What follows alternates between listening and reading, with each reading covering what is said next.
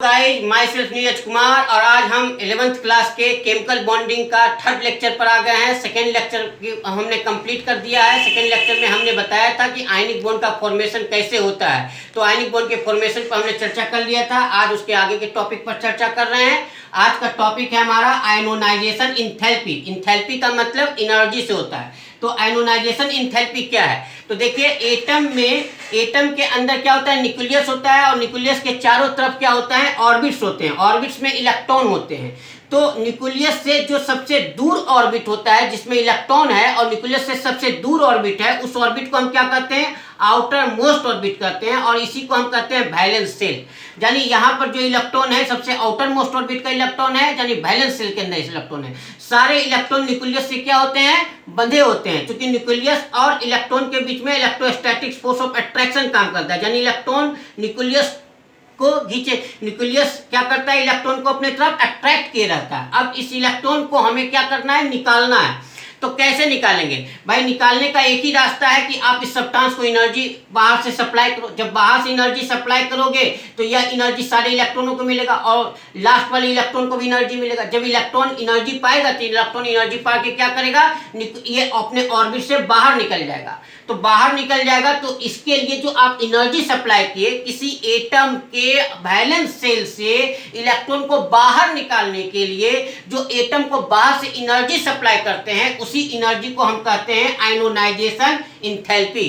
तो आयनोनाइजेशन इंथैल्पी क्या है, आयनोनाइजेशन इंथैल्पी है वैलेंस शेल से, एटम के वैलेंस शेल से इलेक्ट्रॉन को बाहर निकालने के लिए जो एनर्जी हम एटम में सप्लाई करते हैं, बाहर से एनर्जी जो सप्लाई करते हैं, उस एनर्जी को हम कहते हैं आयनोनाइजेशन इंथैल्पी। क्लियर है।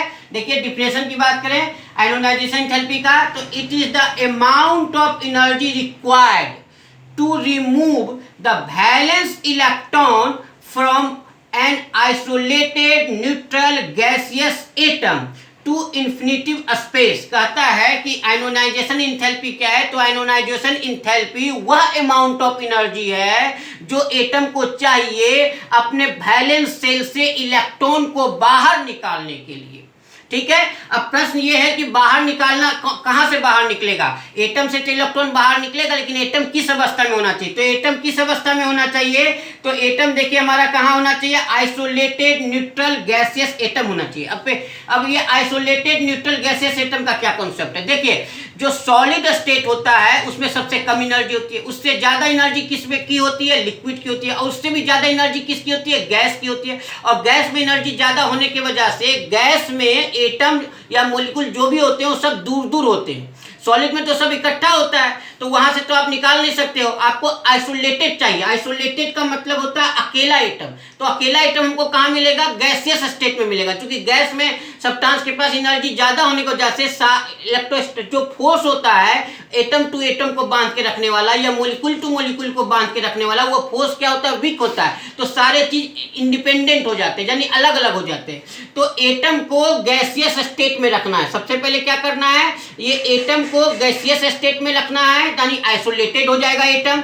और न्यूट्रल तो एटम होता ही है, तो न्यूट्रल लिखा है। तो आइसोलेटेड न्यूट्रल गैसियस एटम से आइसोलेटेड न्यूट्रल गैसियस एटम के वैलेंस शेल से, ठीक है, ये एटम किस उपस्थिति में है, गैसियस स्टेट में मौजूद है, और इस गैसियस स्टेट के एटम के वैलेंस शेल से इलेक्ट्रॉन को बाहर निकालने के लिए जो एटम में हम बाहर से एनर्जी सप्लाई करते हैं, उस एनर्जी को कहते हैं आयनोनाइजेशन इंथैल्पी। अब अगर सिंपल भाषा में समझना चाहते हो तो आप ऐसे समझो, मान लो घर में आप हो, घर में रोज खाना पीना खा रहे हो, ठीक है भाई, घर में खाना पीना खाएंगे। अब किसी दिन मम्मी या पापा ने आपको 10 रुपया या 50 रुपया आपको दे दिया, सपोज करो 50 रुपया दे दिया। अब उस दिन आप क्या कहोगे, अरे भाई आज तो पॉकेट में 50 रुपया आ गया। मम्मी कहेगी घर का नाश्ता करो, कहोगे क्यों घर का नाश्ता करो, तो पॉकेट में 50 रुपया, अब तो मार्केट में जाके बहुत अच्छा अच्छा सामान खाएंगे। तो आपको जो एनर्जी मिला पैसे के रूप में माता पिता के थ्रू बाहर से, वो एनर्जी के कारण से आप क्या गए, घर से बाहर निकल के खाना खाने गए।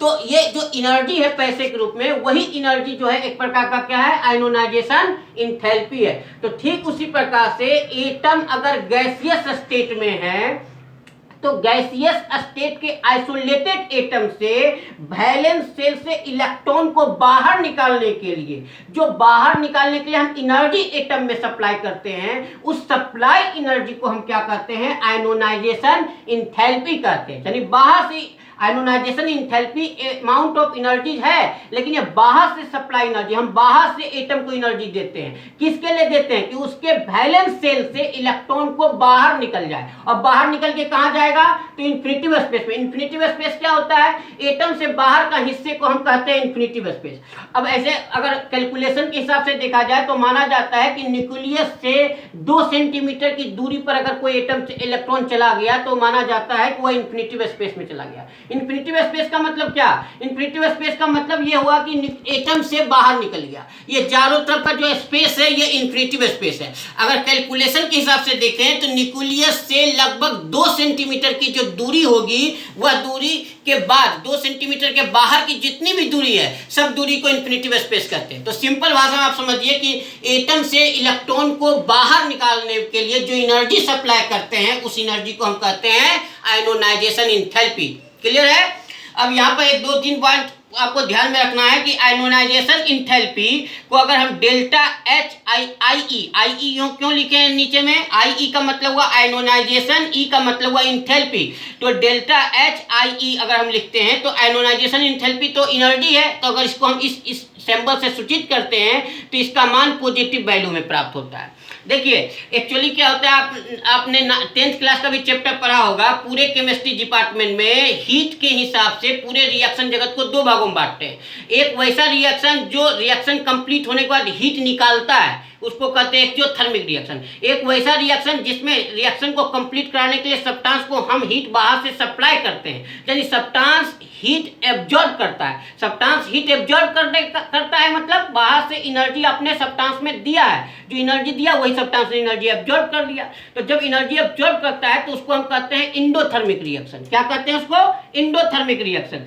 तो जितने भी रिएक्शन में एनर्जी बाहर से सप्लाई किया जाता है, वो सारे सब्सटेंस का जो हीट निकलेगा, उसका हीट का वैल्यू को हम पॉजिटिव सिंबल से दिखाते हैं। ये एक तरीका है दिखाने का केमिस्ट्री जगत में। तो देखो कोई ये मेटल है, ध्यान से देखना स्टूडेंट, ये एक मेटल है, ये गैसियस स्टेट में है। अब इसको हमने एनर्जी यहाँ सप्लाई किया, ये बाहर से एनर्जी सप्लाई किया जा रहा है, या आप दूसरे शब्दों में क्या कहोगे, यह सब्सटेंस ने यह एनर्जी को एब्जॉर्ब किया। एनर्जी एब्जॉर्ब कर रहा है मतलब कहाँ से एब्जॉर्ब कर रहा है, जब हम बाहर से एनर्जी सप्लाई करेंगे तभी तो एब्जॉर्ब करेगा। तो ये बाहर से एनर्जी सप्लाई किए, किसके लिए सप्लाई किए, इस एटम के वैलेंस शेल से इलेक्ट्रॉन को बाहर निकालने के लिए। तो देखो हम यहाँ जब एनर्जी इसको सप्लाई किए तो ये सब्सटेंस M+ बना दिया, और एनर्जी इसने क्या किया, बाहर इलेक्ट्रॉन बाहर निकाल दिया।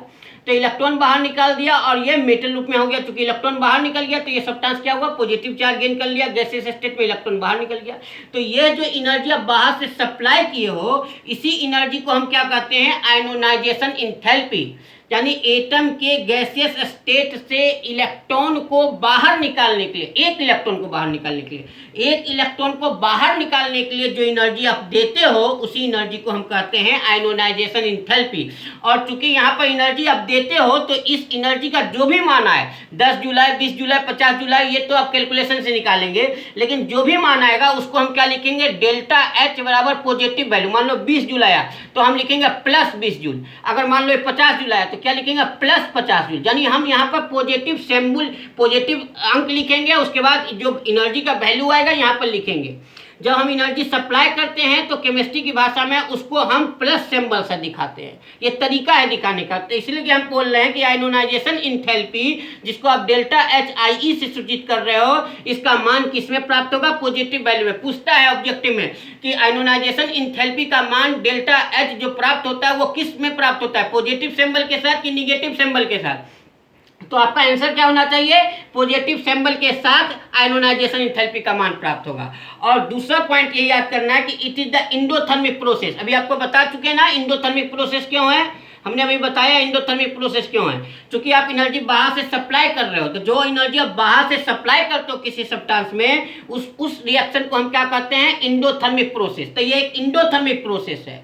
और जो रिएक्शन इंडोथर्मिक प्रोसेस का होता है उसका डेल्टा एच का मान पॉजिटिव वैल्यू में ही प्राप्त होता है। ये क्या प्राप्त होता है, पॉजिटिव वैल्यू का प्राप्त होने का मतलब पॉजिटिव सिंबल लगा के और जो एनर्जी का वैल्यू आएगा वो एनर्जी का वैल्यू यहाँ लिख देंगे, चाहे जो भी आए, plus 20 joule, plus 50 joule, plus जितना भी आएगा यहाँ प्लस सिंबल के साथ लिखेंगे।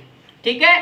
तीसरा पॉइंट ये याद रखना है कि आई मतलब ionization enthalpy is different value for different element. देखिए अलग अलग एलिमेंट के लिए आयोनाइजेशन इंथैल्पी का वैल्यू अलग अलग होता है। अब मान लो कोई सोडियम एलिमेंट से आप इलेक्ट्रॉन को निकाल रहे हो और कैल्शियम से निकाल लो, तो दोनों का आयोनाइजेशन इंथैल्पी का वैल्यू अलग अलग आएगा।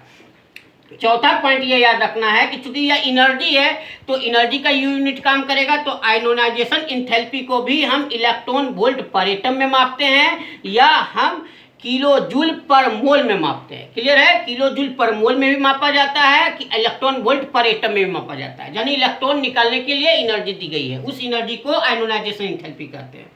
अब दूसरा टर्म है electron gain enthalpy. Electron gain enthalpy क्या है, किसी कोई एटम है, जैसे ये कोई एटम है, जैसे भी ऊपर बताया ये एटम है। अब इसमें क्या हुआ, आपने एनर्जी सप्लाई करके इलेक्ट्रॉन को बाहर निकाला है। अब इलेक्ट्रॉन गेन इंथैल्पी में जस्ट उल्टा होता है। अब ये एटम है, अब इस एटम के अंदर इसके वैलेंस सेल में, इस एटम के वैलेंस सेल में हम बाहर से इलेक्ट्रॉन इंटर करेंगे। क्या करेंगे, बाहर से इलेक्ट्रॉन इंटर करेंगे।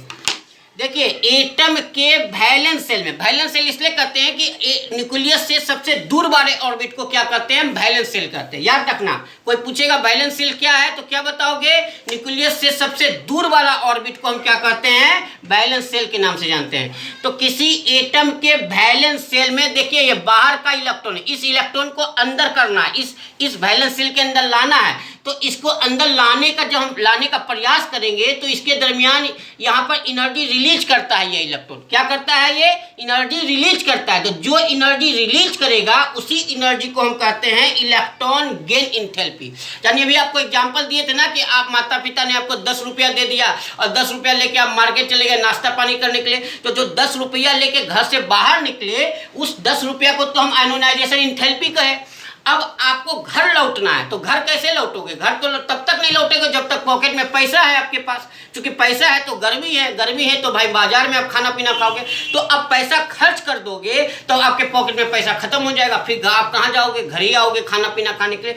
तो वही चीज है, यह इलेक्ट्रॉन एनर्जी लेके पहले बाहर गया आयोनाइजेशन इंथैल्पी से, अब इसी इलेक्ट्रॉन को अंदर लाना है यहाँ। तो यह इलेक्ट्रॉन जो एनर्जी लेके बाहर गया वो एनर्जी अब क्या करेगा, एक तरह से रिलीज करेगा।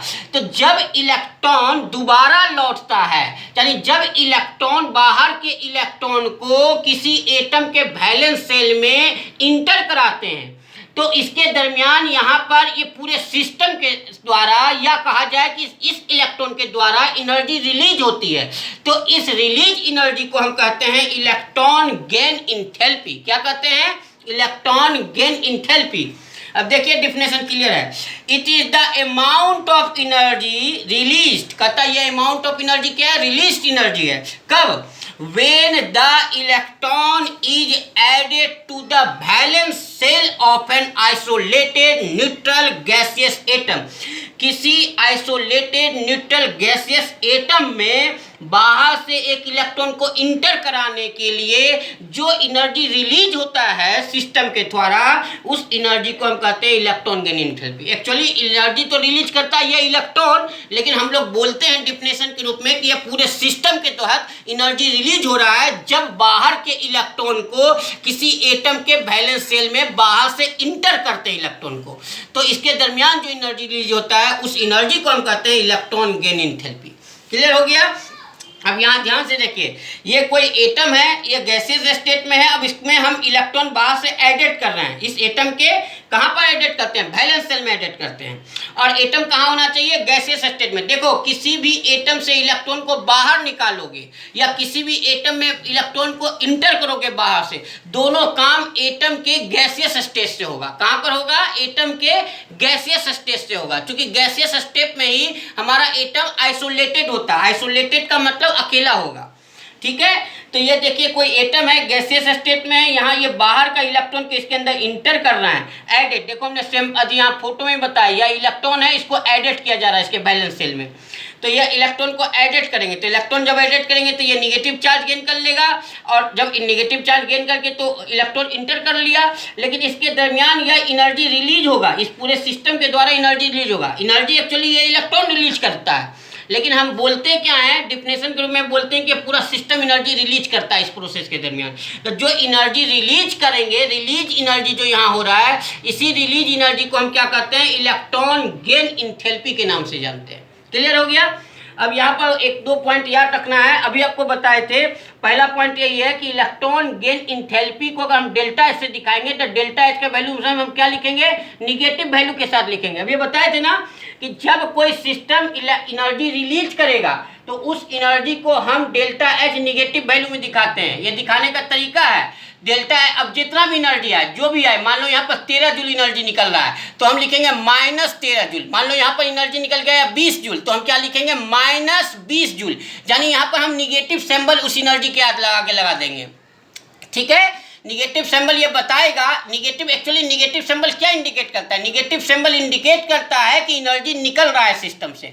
अगर पॉजिटिव सिंबल के साथ दिखाते हैं तो इसका मतलब क्या होता है, इसका मतलब होता है आप सिस्टम में बाहर से एनर्जी दे रहे हो, और निगेटिव सिंबल का मतलब सिस्टम एनर्जी रिलीज कर रहा है। ये एक तरीका है केमिस्ट्री जगत में, एनर्जी रिलीज करता है तो उसको डेल्टा एच निगेटिव वैल्यू में दिखाते हैं। ठीक है, और चूंकि ये एनर्जी रिलीज कर रहा है इसलिए ये कैसा प्रोसेस है, it is the exothermic process है। इसको क्या कहेंगे, एक्सोथर्मिक प्रोसेस कहते हैं।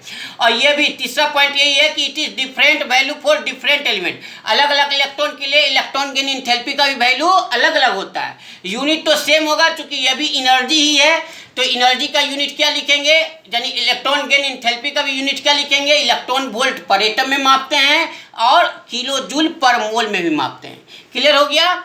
अब देखो अगला जो टर्म है, एक टॉपिक है, उस टॉपिक का नाम क्या है। देखिए हमने आयनिक बॉन्ड का फॉर्मेशन बता रखा था कि आयनिक बॉन्ड, देखिए टॉपिक क्या है, पहले यह टॉपिक देख लो, factors affecting on formation of ionic bond.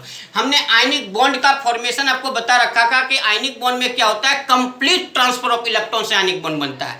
यानी एक एलिमेंट इलेक्ट्रॉन को निकालता है, दूसरा एलिमेंट उस इलेक्ट्रॉन को गेन करता है, तो इस तरह से आयनिक बॉन्ड का बनता है। तो आयनिक बॉन्ड का फॉर्मेशन किस पर निर्भर करता है, तो इन दोनों पर निर्भर करता है। आयनोनाइजेशन इंथैल्पी पर भी निर्भर करता है, इलेक्ट्रॉन गेन इंथैल्पी पर भी निर्भर करता है। क्यों, देखो जो अब दो एटम के बीच में आयनिक बॉन्ड बनेगा तो एक एटम पॉजिटिव चार्ज वाला होगा, जो पॉजिटिव चार्ज वाला होगा उसमें से इलेक्ट्रॉन निकलेगा।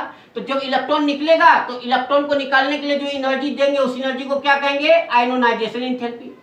इलेक्ट्रॉन को वैलेंस शेल से बाहर निकालने के लिए जो एनर्जी देते हैं उस एनर्जी को कहते हैं आयनोनाइजेशन एंथैल्पी। वही इलेक्ट्रॉन जो बाहर निकला है वही दूसरा एटम उस इलेक्ट्रॉन को गेन करेगा, तभी तो निगेटिव चार्ज आएगा उस पर।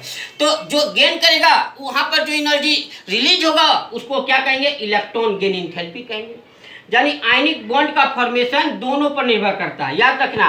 तो हमने वही चीज को लिख दिया है पहले एक लाइन में कि आयनिक bonds will be formed more easily between the elements which, कहता आयनिक बॉन्ड जो है फॉर्म्ड होता है दो एलिमेंटों के बीच बहुत आसानी से। कब, जब लो आयनोनाइजेशन इंथैल्पी ऑफ द एलिमेंट हो, यानी इलेक्ट्रॉन जो एलिमेंट के बीच बन रहा है उनमें से एक एलिमेंट का आयनोनाइजेशन इंथैल्पी का मान जितना कम होगा उतना आसानी से आयनिक बॉन्ड बनेगा। और दूसरा high negative value of electron gain enthalpy. देखो इलेक्ट्रॉन गेन इंथैल्पी जो है वो क्या है, वो हमेशा निगेटिव वैल्यू में ही दिखाते हैं, इसलिए यहाँ पर लिखा हुआ है निगेटिव वैल्यू, यानी हाई निगेटिव वैल्यू। यानी कहने का मतलब यहाँ तो निगेटिव सिंबल रहेगा ही, जो वैल्यू आएगा उस वैल्यू को हाई वैल्यू कहेंगे।